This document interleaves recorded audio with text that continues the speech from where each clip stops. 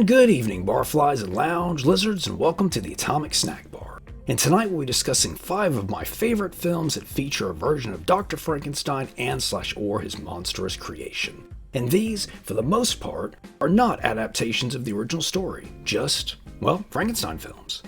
And number 5 on the list is Frankenstein vs. Baragon from 1965. Directed by Ishiro Honda, Frankenstein vs. Baragon is a kaiju creature feature and a sequel of sorts to Frankenstein. It tells the story of a feral boy who's seen roaming the streets eating small animals. This catches the attention of some scientists who take the boy in. Turns out, back in World War II, the living heart of the Frankenstein's monster ended up in Japan right before the bomb was dropped. Over time, the radiation caused the heart to mutate into a real boy, a boy that starts rapidly growing into a giant. Now known as Frankenstein, the creature escapes and ends up battling the giant monster Baragon. And in the alternate ending of the film, he also battles a giant octopus, just like in the original Shelley novel. Director Ishiro Honda should be well known among kaiju fans, having co-written and directed the original Godzilla film, along with multiple others including Destroy All Monsters and sci-fi films like Latitude Zero. Frankenstein vs. Baragon stars American actor Nick Adams as our lead. Adams did several films in Japan, including Invasion of the Astro Monster, also directed by Honda and co-starring Kumi Mizuno. Adams would recite his lines in English, whilst his co-stars did theirs in Japanese. Then we have the aforementioned Kumi Mizuno as a fellow scientist. Mizuno has a darn impressive tokusatsu resume with appearances in Matango, Ibira Horror of the Deep, Invasion of the Astro Monster, and War of the Gargantuas. More on that in a moment. And finally, because I can't mention everyone, though trust me, I get yelled out a lot for who I choose to highlight, we have Koji Furuhata and Haruo Nakajima as Frankenstein and Baragon. Furuhata didn't appear to do much else sci-fi wise, but Nakajima is a legendary suit actor who played Godzilla 12 times. Not only that, he was also the delicious looking Gezora from Space Amoeba. Frankenstein vs. Baragon was a co-production between Japan and the US, and was released as Frankenstein Conquers the World in the US. It would go on to receive a sequel called War of the Gargantuas, which I was all about as a lad. Kumi Mizuno returns, yet as a different but strangely similar character. And number 4 on the list is Waxwork from 1988. Directed by Anthony Hickox, Waxwork is a dark yet rather quirky monster mash.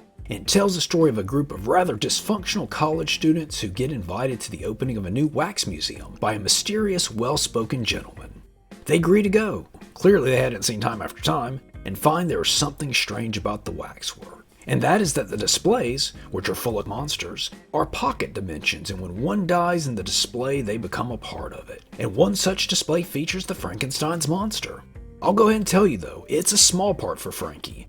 Not a Frankenstein-centric film at all, but it's just such a cool movie that I wanted to talk about it. And it's got tons of great-looking monsters and villains, including a werewolf, a romance novel Dracula, a snake man, an alien, Jack the Ripper, the Mummy, and the Marquis de Sade. And boy oh boy did I think the Marquis de Sade character was so cool when I was a kid. If I only knew.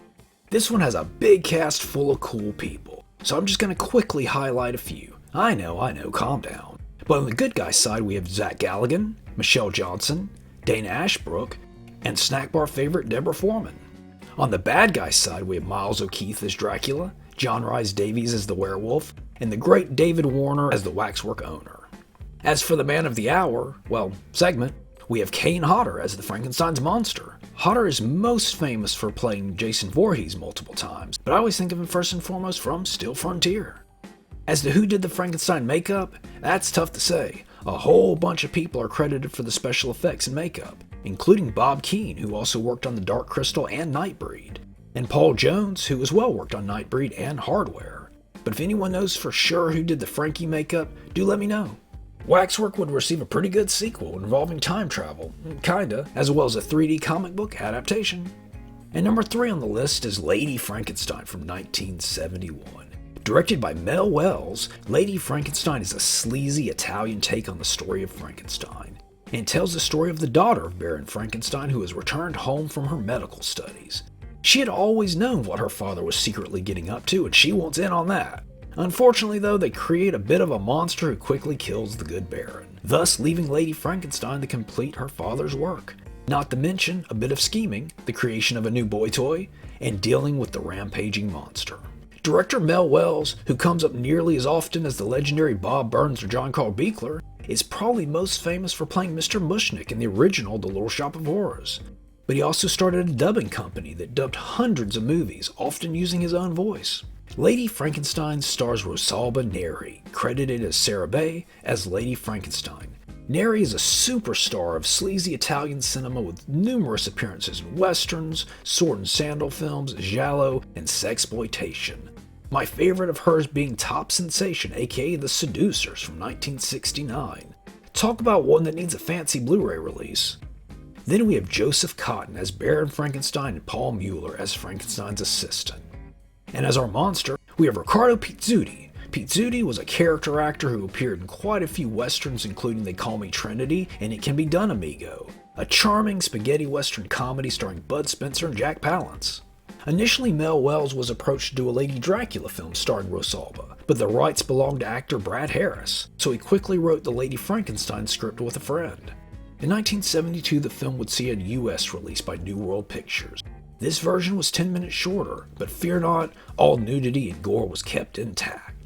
And finally, a bit of fun rock trivia, Rob Zombie sampled a line from the film's trailer for his song Living Dead Girl. Who is this irresistible creature who has an insatiable love for the dead? Who is this irresistible creature who has an insatiable love for the dead? And on that, we should take a break, but stay tuned, we'll be back.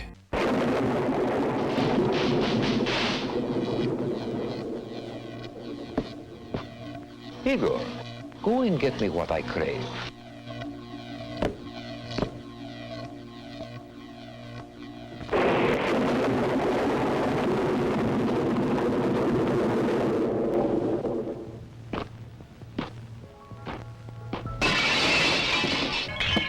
Evening, Igor.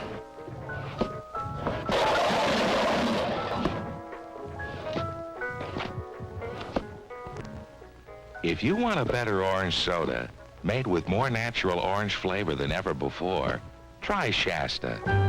It's got the bright color, the sweet smell, and the great taste of oranges. Shasta, it's the orange soda that can make anybody happy. And we're back with number 2 on the list, and that's Frankenstein Meets the Wolfman from 1943. Directed by Roy William Neill, Frankenstein Meets the Wolfman is the follow-up to both The Wolfman and The Ghost of Frankenstein. And it tells the story of the Wolfman, Larry Talbot, who is accidentally resurrected by grave robbers, kind of like It's a Wonderful Life. And once again, he has to deal with the curse of the werewolf. So he seeks out the notes of Dr. Frankenstein, hoping there may be a cure within. He finds the notes alright, as well as the Frankenstein's monster who's trapped in ice. The two actually get along well at first, so Frankenstein Meets the Wolfman is a pretty accurate title. There's very little versing in the film. Don't look that up, it's a word. I know there will probably be some folks that take issue with me putting this one on the list and not the original film or even Bride of Frankenstein, but this is my favorite of the bunch, and the snack bar is a lawless, subjective wasteland. Director Roy William Neill has a really interesting claim to fame, having directed nearly all of the Rathbone-Bruce Sherlock Holmes films, starting with Sherlock Holmes and the Secret Weapon. Frankenstein Meets the Wolfman stars Lon Chaney Jr. as the Wolfman. Chaney is best known for this very role, but he also played Frankenstein's monster, the Mummy, and Dracula. Then of course there's a personal favorite of mine, Spider Baby from 1967. Then we have Bela Lugosi as the monster, taking over the role from Lon Chaney Jr., who played him in The Ghost of Frankenstein. Of course, Lugosi is best known as Dracula, but I'm going to send the angry randos into a huff here and say that in my book, Lugosi's most memorable role is that of Igor from The Ghost of Frankenstein. It set the stage for what generations to come would think of as Dr. Frankenstein's sidekick. The film also features appearances by Lionel Atwill and Dwight Frye. The big Frankenstein Wolfman fight at the end of the film was actually done by stuntmen. Gil Perkins, who played the monster in Teenage Monster, performed as Frankenstein. And Eddie Parker, who played the Mummy in Abbott and Costello Meet the Mummy, was the Wolfman. As mentioned, this one directly followed up The Ghost of Frankenstein, with Lugosi's Igor having his brain into the monster's body. Thus, he could talk and even did so. But said scenes were cut, with it being felt that Lugosi's accent was too humorous for some reason. And to wrap this segment up, I have to, of course, mention that the makeup on the film was by the great Jack Pierce. And number 1 on the list is The Curse of Frankenstein from 1957. Directed by Terence Fisher with a screenplay by Jimmy Sangster, The Curse of Frankenstein is Hammer's take on the Frankenstein story. And being Hammer, you know it's stylish, a bit bloody, and all kinds of cool. It's also the film that really put Hammer on the map for the most part. Director Terence Fisher is one of the most important names in the history of Hammer films, helping to form what most people think of as the Hammer style. He directed numerous films for the studio, including Dracula, The Mummy, and The Curse of the Werewolf. The film stars Peter Cushing as our titular Baron. He just brought something to the role, a cold charisma that no other has, and that character would continue to evolve in the film's multiple sequels, becoming colder and even villain-like in his dedication to science. Then as our monster we have Sir Christopher Lee, easily one of the most frightening, yet also well-dressed, versions of the creature. This was definitely a more gruesome-looking monster that came courtesy of makeup artist Phil Lakey, famous for his work on X the Unknown. Art director Ted Marshall contributed design sketches, but it was Christopher Lee who suggested they make the monster look more patched together.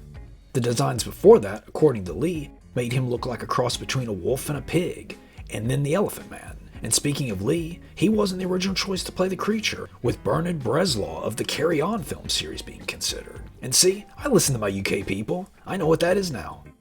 Writer Jimmy Sangster wrote the script with a lower budget in mind. Thus, no scene with villagers storming the castle. Sangster said that they just couldn't afford it. He also said he had never seen the Universal films. And when The Curse of Frankenstein opened in the US, it played on a double bill with the aforementioned X the Unknown, also written by Jimmy Sangster.